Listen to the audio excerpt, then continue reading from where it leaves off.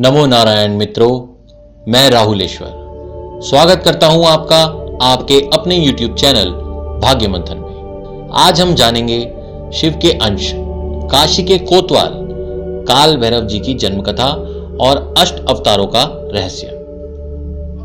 काल भैरव साक्षात भगवान शिव का दूसरा रूप है। काल का अर्थ समय है और भैरव शब्द का अर्थ भय से मुक्ति देने वाला। अक्षर ज्ञान और उसके पीछे की आध्यात्मिकता को जानने के उद्देश्य से यदि अक्षरों का अर्थ निकाला जाए तो यह इस प्रकार है। भैरव शब्द में 3 अक्षर होते हैं। पहला भ अक्षर भरण, सृष्टि का भरण पोषण करने वाला। दूसरा र अर्थात रवण, रवण का अर्थ है प्रलय के समय उसे नष्ट करने वाला, जिससे कि दोबारा सृजन हो पाए। तीसरा अक्षर व अर्थात वमन, वमन का अर्थ है सृष्टि को उत्पन्न करने वाला। भैरव शब्द में तीनों शक्तियों की एकता प्रकट होती है, जिसमें किसी भी प्रकार का कोई विरोधाभास नहीं है। काल भैरव शिव की क्रोधाग्नि से उत्पन्न हुए माने जाते हैं। इनका अवतरण मार्गशीर्ष के कृष्ण पक्ष की अष्टमी को हुआ था। काल भैरव का ध्यान करने मात्र से ही सभी प्रकार के भयों से मुक्ति मिलती है। भय चाहे किसी भी प्रकार का हो, भूत प्रेत काली शक्तियों से, जादू टोने से। शिव पुराण में यह बताया गया है कि भैरव उपासना से सभी नकारात्मक ऊर्जाओं के भय से मुक्ति मिलती है। वेदों में भी जिस परम शक्ति का चित्रण किया गया है वह रुद्र रूप भैरव ही है।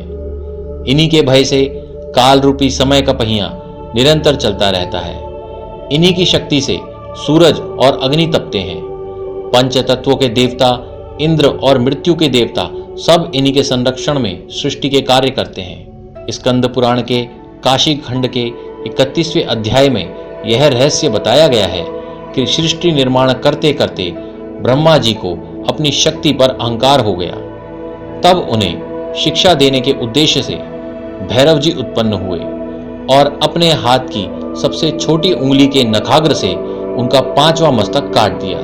ब्रह्मा जी का मस्तक काटने से ब्रह्म हत्या का दोष भैरव जी को लगा, जिसकी शांति के लिए भैरव जी काशी आ गए और शिव आज्ञा मानते हुए अष्ट भैरव का रूप लेकर काशी के कोतवाल बन गए। भैरव जी कलयुग में जागृत देवता बताए गए हैं। शिव का रूप होने के कारण ही सरल और सामान्य नियमों से करीब पूजा आराधना से ही भक्तों पर अपनी कृपा बरसाते हैं। आइए अब जानें काशी के कृपालु एवं शीघ्र फल देने वाले कोतवाल भैरव जी के अष्ट स्वरूपों के बारे में। पहला स्वरूप क्रोध भैरव।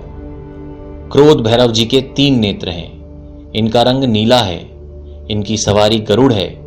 यह दक्षिण और पश्चिम दिशा के स्वामी हैं।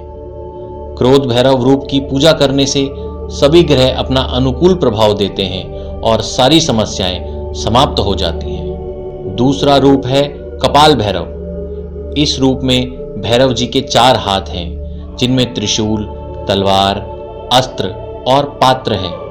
इनका रंग चमकीला है। इनकी सवारी इस रूप में हाथी है। कपाल भैरव की पूजा और ध्यान करने से सभी प्रकार की कानूनी समस्याएं दूर हो जाती हैं। तीसरा रूप है असितांग भैरव। असितांग भैरव जी के भी 3 नेत्र हैं। इनका शरीर काले रंग का है और सवारी हंस है। ये अपने गले में कपाल की माला धारण किए रहते हैं। असितांग भैरव के पूजन और ध्यान से व्यक्ति विशेष की बुद्धि और कलात्मक क्षमताएं बढ़ती हैं। चौथा रूप है चंदा भैरव। इस रूप के भी 3 नेत्र हैं। इस रूप में इनका रंग श्वेत है। मोर इनकी सवारी है। इस रूप के 4 हाथ हैं, जिनमें तीर, धनुष, पात्र, तलवार है। चंदा भैरव के पूजन से मन को स्थिरता प्राप्त होती है और वासना रूपी शत्रुओं पर व्यक्ति विशेष विजय प्राप्त करता है। 5वां रूप है गुरु भैरव। गुरु भैरव जी के भी 3 नेत्र हैं। इनका यह रूप अद्भुत है। गुरु भैरव की सवारी बैल है।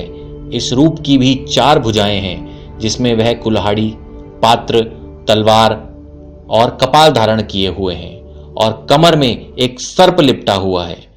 गुरु भैरव के पूजन से शुद्ध ज्ञान की प्राप्ति होती है। छठा अवतार है संघार भैरव। सभी स्वरूपों की तरह इस स्वरूप के भी 3 नेत्र हैं। इनका शरीर लाल रंग का है। इनका वाहन कुत्ता है। इनके इस रूप के मस्तक पर कपाल स्थापित है। इनकी कमर पर सर्प लिपटा हुआ है। संघार भैरव के पूजन से सभी प्रकार के पापों का नाश हो जाता है। 7वां स्वरूप है उन्मत्त भैरव। सुंदर, शांत, 3 नेत्र। इनका रंग पीला है। इनकी सवारी घोड़ा है। उन्मत्त भैरव का यह रूप बहुत शांत और सरल है। उन्मत्त भैरव के पूजन से व्यक्ति विशेष नकारात्मक विचारों से मुक्ति पाकर परम शांति का अनुभव करता है। 8वां स्वरूप भीषण भैरव। बुरी शक्तियों के लिए क्रोध से भरे 3 नेत्र। इनकी सवारी शेर है। इनकी 4 भुजाएं हैं जिसमें कमल, पात्र, तलवार और त्रिशूल है।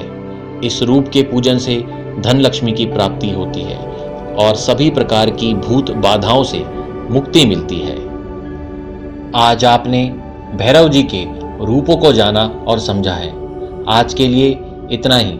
कल फिर मिलेंगे भाग्य मंथन में आपके ज्ञान में वृद्धि करने के लिए। तब तक के लिए आज्ञा चाहते हैं। ओम नमः शिवाय।